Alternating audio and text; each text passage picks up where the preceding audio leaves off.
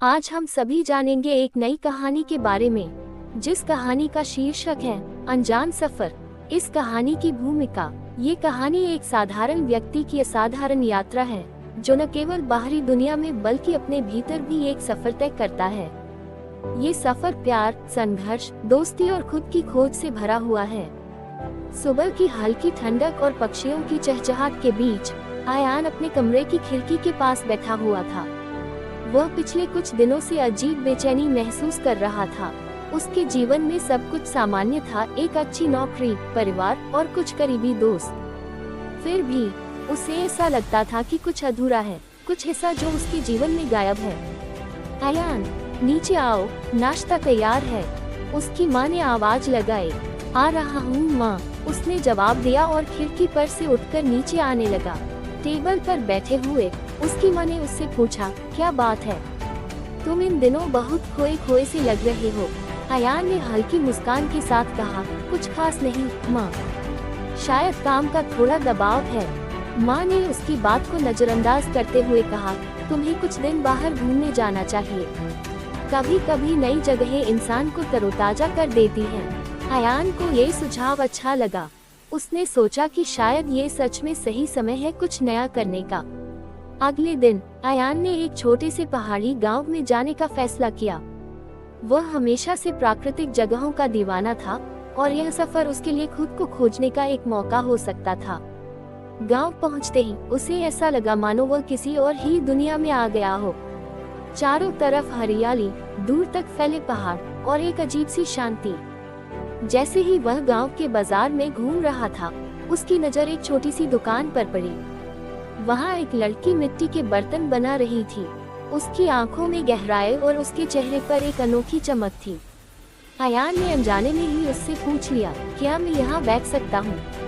लड़की ने मुस्कुराते हुए कहा, यहाँ तो सबका स्वागत है। क्या आप भी बर्तन बनाना चाहते हैं? अयान ने हंसते हुए कहा, नहीं, पर सीखने में मजा आएगा। उस लड़की का नाम था रिया। वह उस गांव की रहने वाली थी और अपने परिवार के साथ बर्तन बनाने का काम करती थी। उनकी मुलाकात के साथ ही अयान को महसूस हुआ कि यह सफर सिर्फ पहाड़ों और हरियाली के लिए नहीं है। अयान और रिया के बीच जल्दी ही दोस्ती हो गई। अयान ने महसूस किया कि रिया की जिंदगी बहुत सरल थी, लेकिन उसमें एक अलग ही आनंद था। एक दिन रिया ने अयान से पूछा, तुम यहाँ क्यों आए हो? तुम तो शहर में रहते हो, जहाँ सब कुछ आरामदायक होता है।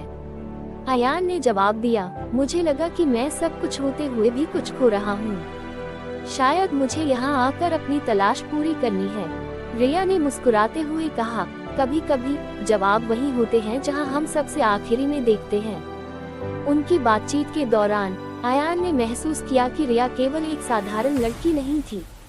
उसमें कुछ खास था, एक ऐसा नजरिया जो उसे हर चीज में खूबसूरती देखने की ताकत देता था। अयान और रिया की मुलाकातें रोज होने लगी। कभी वे गांव के चारों ओर घूमते, कभी पहाड़ों पर चढ़ाई करते और कभी रिया की छोटी सी दुकान में बैठकर मिट्टी के बर्तन बनाते। रिया ने अयान को गांव की छोटी छोटी बातें सिखाई, जैसे मिट्टी की महक को समझना, बहते पानी की आवाज सुनना और चाय के साथ बारिश का मजा लेना। एक शाम जब सूरज ढल रहा था और आसमान में नारंगी रंग बिखर गया था, वे दोनों गांव के पास एक पहाड़ी पर बैठे थे। रिया ने अयान से पूछा, तुम्हारा शहर कैसा है? क्या तुम्हें वहाँ के लोगों की याद नहीं आती? अयान ने कुछ देर सोचने के बाद कहा, शहर बहुत तेज है। वहाँ हर कोई कुछ न कुछ पाने की दौड़ में लगा हुआ है, लेकिन इस दौड़ में हम खुद को खो देते हैं। यहाँ आकर मैं समझ पाया हूँ कि असली खुशी छोटी छोटी चीजों में है। रिया ने उसकी ओर देखा और कहा, शायद तुम्हें यही सबक सिखाने के लिए ये सफर जरूरी था। उस शाम अयान को एहसास हुआ कि वह सिर्फ इस गांव या इन पहाड़ों से नहीं, बल्कि रिया से भी जुड़ने लगा है। उसकी बातें, उसका नजरिया और उसकी मुस्कान, सब कुछ अयान के दिल में घर कर चुकी थी। अगले दिन रिया ने अयान को अपने परिवार से मिलवाया। उसका परिवार बहुत साधारण था, उसके माता पिता और उसका छोटा भाई। सबने अयान का स्वागत दिल खोलकर किया। रिया के पिता ने अयान से पूछा, तुम यहाँ कितने दिन रुकोगे? अयान ने जवाब दिया, शायद कुछ और दिन। यहाँ की शांति मुझे बहुत पसंद है। रिया की मां ने मुस्कुराते हुए कहा, यहाँ के लोग भी तुम्हें बहुत पसंद करने लगे हैं, खासकर हमारी रिया। ये सुनकर अयान और रिया दोनों थोड़े असहज हो गए, लेकिन उनकी मुस्कान ने सब कुछ छुपा लिया। हालांकि रिया के चेहरे पर कभी कभी उदासी की एक हल्की परछाई दिखती थी। एक दिन अयान ने उससे पूछा, तुम्हारे चेहरे पर यह उदासी क्यों आती है? क्या तुम्हारे दिल में कुछ है जो तुम्हें तकलीफ देता है? रिया ने गहरी सांस लेते हुए हंसकर कहा, हर इंसान के पास एक अतीत होता है और मेरा अतीत भी कुछ कम नहीं है, लेकिन मैं उसे अपने आज पर हावी नहीं होने देती। अयान ने उसकी बात समझने की कोशिश की, लेकिन उसने ज्यादा सवाल नहीं किए। कुछ दिन बाद अयान को पता चला कि रिया की उदासी का कारण उसका बचपन था।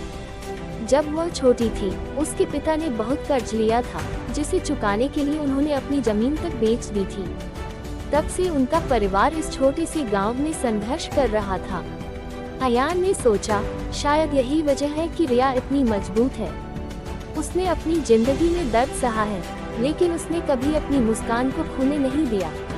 एक दिन अयान ने रिया से कहा, अगर तुम्हें मौका मिले तो क्या तुम इस गांव को छोड़कर कहीं और जाना चाहोगी? रिया ने सिर हिलाते हुए कहा, नहीं, यह मेरा घर है। दर्द और खुशी दोनों यही है, और अगर मैं इसे छोड़ दूं, तो मैं खुद को खो दूंगी। अयान को रिया का जवाब सुनकर और भी ज्यादा प्रेरणा मिली। उसने सोचा कि रिया जैसी सादगी और निडरता उसके जीवन में कभी नहीं थी। अयान का गांव में रहने का समय पूरा हो रहा था। उसे अब शहर लौटना था, लेकिन इस बार वह खाली हाथ नहीं जा रहा था। उसने अपने दिल में नई यादें, नए सबक और एक नया नजरिया भर लिया था। जाने से पहले उसने रिया से कहा, मैं वापस आऊंगा। ये सफर यहाँ खत्म नहीं हो सकता। तुमने मुझे मेरे सवालों के जवाब दिए हैं, और अब मेरी बारी है कि मैं तुम्हारे लिए कुछ करूं। रिया ने मुस्कुराते हुए कहा, मैं इंतजार करूंगी, लेकिन याद रखना, असली खुशी दूसरों को खुश करने में है। अयान शहर लौट आया। वह पहले से बदला हुआ इंसान था। अब उसकी प्राथमिकताएं बदल गई थीं। उसने अपने काम पर फोकस किया, लेकिन वह हमेशा अपने दिल के एक कोने में रिया और उस गांव को याद करता था। कुछ महीनों बाद अयान ने एक बड़ा फैसला लिया। उसने अपनी नौकरी से इस्तीफा दे दिया और एक नई शुरुआत करने का मन बनाया। उसने सोचा कि वह रिया के गांव वापस जाएगा और वहां के लोगों के लिए कुछ करेगा। उसने अपनी बचत और शहर के दोस्तों की मदद से एक छोटा सा प्रोजेक्ट शुरू किया। गांव के कलाकारों को उनके बर्तनों और हस्तशिल्प को बेचने के लिए एक ऑनलाइन प्लेटफॉर्म उपलब्ध करवाया। 1 साल बाद अयान वापस गांव पहुंचा। रिया ने उसे देखकर हैरानी और खुशी से पूछा, तुम वापस क्यों आए हो? अयान ने मुस्कुराते हुए कहा, मैंने वादा किया था और वादे निभाना मेरी आदत है। मैंने तुम्हारे लिए और इस गांव के लिए कुछ सोचा है। रिया को उसकी बात सुनकर गर्व महसूस हुआ। अयान ने गांव के कलाकारों को इकट्ठा किया और उन्हें बताया कि कैसे वे अपनी कला को दुनिया के सामने ला सकते हैं। उसने उनके बर्तनों को ऑनलाइन बेचने का काम शुरू किया। कुछ ही महीनों में उनके काम को पहचान मिलने लगी और गांव की आर्थिक स्थिति सुधरने लगी। एक दिन जब रिया और अयान पहाड़ी पर बैठे थे, अयान ने कहा, रिया, तुमने मुझे मेरे जीवन का असली मतलब सिखाया। मैंने हमेशा खुद को अधूरा महसूस किया, लेकिन तुम्हारे साथ मुझे लगा कि मैं पूरा हो गया हूँ। मैं तुम्हारे बिना अपनी जिंदगी की कल्पना नहीं कर सकता। क्या तुम मेरी जिंदगी का हिस्सा बनोगी? रिया की आंखों में आंसू थे। उसने कहा, तुमने जो किया है वह केवल एक अच्छा इंसान ही कर सकता है। तुम्हारे साथ मैं खुद को सुरक्षित और खुश महसूस करती हूँ। हाँ, मैं तुम्हारे साथ चलने के लिए तैयार हूँ। अयान और रिया ने गांव में ही अपनी नई जिंदगी शुरू की। उन्होंने मिलकर न केवल अपने रिश्ते को बल्कि गांव के विकास को भी नई दिशा दी। उनका प्रेम और उनकी मेहनत उस गांव के हर कोने में झलकने लगी। अयान को अब अपने जीवन में अधूरापन महसूस नहीं होता था। उसने समझ लिया था कि असली खुशी दूसरों को खुश देखकर होती है। और रिया ने भी सीख लिया था कि सच्चा साथी वही है जो आपके सपनों को सच करने में आपका साथ दे। अनजान सफर अब अयान और रिया की जिंदगी का सबसे सुंदर अध्याय बन चुका था।